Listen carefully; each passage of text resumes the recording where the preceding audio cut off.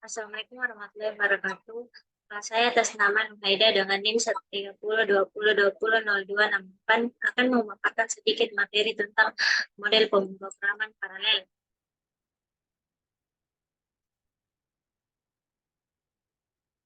Model pemrograman paralel merupakan kerangka kerja yang memungkinkan eksekusi tugas kompetensi secara bersamaan.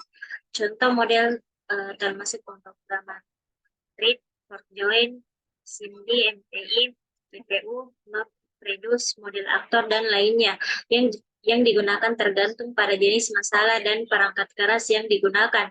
Tujuan utama pada model pemrograman paralel adalah meningkatkan kinerja dan efisiensi komputasi. Desain dasar pemrograman paralel. Satu, memori digunakan untuk menyimpan instruksi program dan data.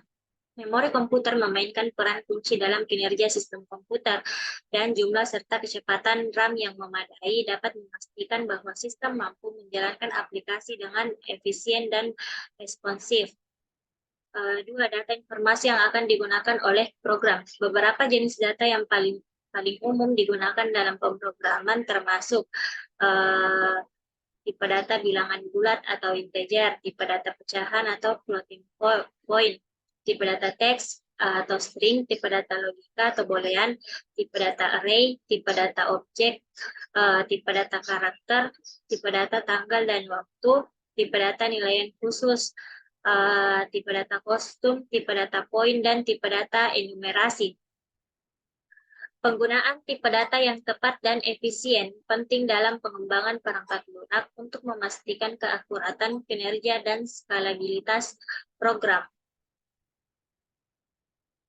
Tiga, unit pemrosesan pusat mendapatkan instruksi dan data dari memori. Unit pemrosesan pusat atau CPU mendapatkan instruksi dan data dari memori, mendekode instruksi, dan kemudian menjalankannya secara berurutan. Akses memori atau fetch. CPU memulai dengan mengambil fetch instruksi dan data dari memori utama.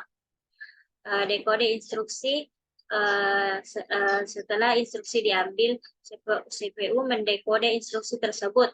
Kemudian eksekusi instruksi. Setelah instruksi dikode, CPU menjalankannya. Eksekusi instruksi ini dapat melibatkan manipulasi data dalam registri CPU atau mengakses memori tambahan jika diperlukan. Langkah berikutnya, setelah instruksi saat ini selesai dieksekusi, CPU akan mengambil instruksi berikutnya dan mengulangi langkah-langkah fetch, decode, dan execute untuk instruksi tersebut. Proses ini berulang terus-menerus dan CPU akan menjalankan instruksi satu persatu sampai program selesai atau ada instruksi khusus seperti instruksi cabang atau pernyataan berhenti yang menghentikan eksekusi. Kemudian model pemrograman paralel yaitu proses interaksi. Interaksi proses adalah cara proses atau program yang berjalan secara bersamaan di komputer, berkomunikasi dan berbagi data. Mekanisme termasuk komunikasi antar proses, sinkronisasi, input-output berkas, jaringan, pertukaran pesan, RPC, shared memory, sinyal, dan basis data. Shared memory atau memori bersama adalah mekanisme yang memungkinkan dua atau lebih proses dalam sistem komputer untuk berbagi wilayah yang sama. Message passing atau pertukaran pesan merupakan metode komunikasi yang digunakan dalam pemrograman paralel dan sistem terdistribusi.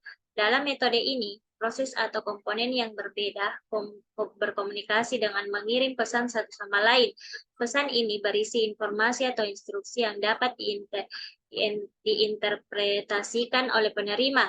Beberapa poin penting tentang message passing, yaitu komunikasi antar proses, asinkron, keandalan, mekanisme antrean pesan, komunikasi antar node, primitif komunikasi, dan ketergantungan pesan.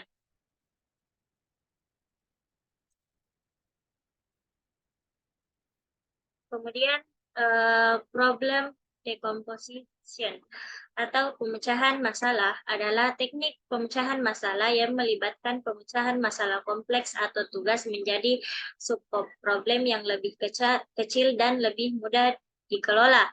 Berikut adalah beberapa poin penting tentang pemecahan masalah. 1. Pensederhanaan, 2. Modularitas, 3. Abstraksi, kemudian pemrosesan paralel, penggunaan ulang, pendekatan top-down dan bottom-up, hierarki, dan proses iteratif. Decomposition by task atau pemecahan berdasarkan tugas merupakan pendekatan untuk memecah masalah besar atau tugas kompleks menjadi tugas-tugas yang lebih kecil dan lebih terkelola. Setiap tugas kemudian dapat ditugaskan kepada individu atau tim yang berbeda untuk diselesaikan. Kemudian ke decomposition by data atau pemecahan berdasarkan data merupakan pendekatan yang fokus pada pemecahan masalah besar atau tugas kompleks dengan memecahnya berdasarkan jenis atau karakteristik data yang digunakan berdasarkan data. Pemisahan tugas didasarkan pada bagaimana data diproses dan dimanipulasi. Kemudian ada shared memory, yaitu mekanisme yang memungkinkan beberapa thread atau proses untuk mengakses dan berbagi data yang sama di dalam memori fisik yang sama. Konsep ini memungkinkan komunikasi dan kolaborasi antara thread dan proses secara efisien, tetapi juga memerlukan pengelolaan yang cermat untuk mencegah konflik data dan memastikan keamanan. Adapun karakteristik umum shared memory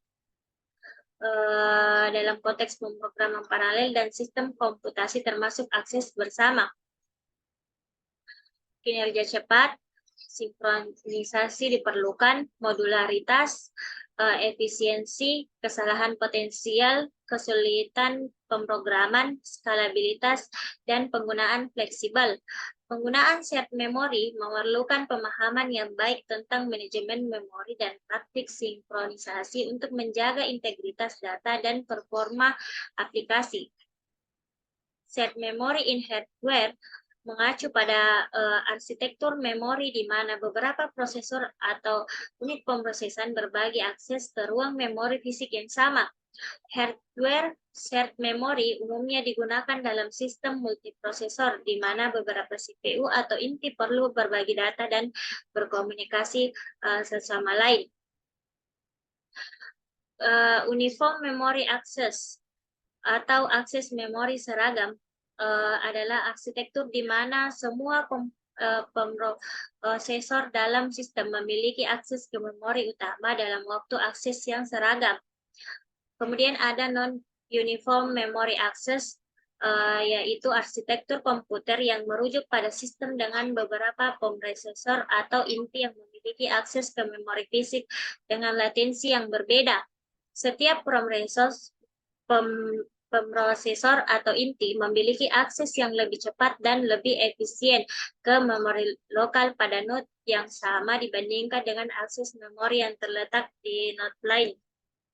Sekian pemaparan materi dari saya. Assalamualaikum warahmatullahi wabarakatuh.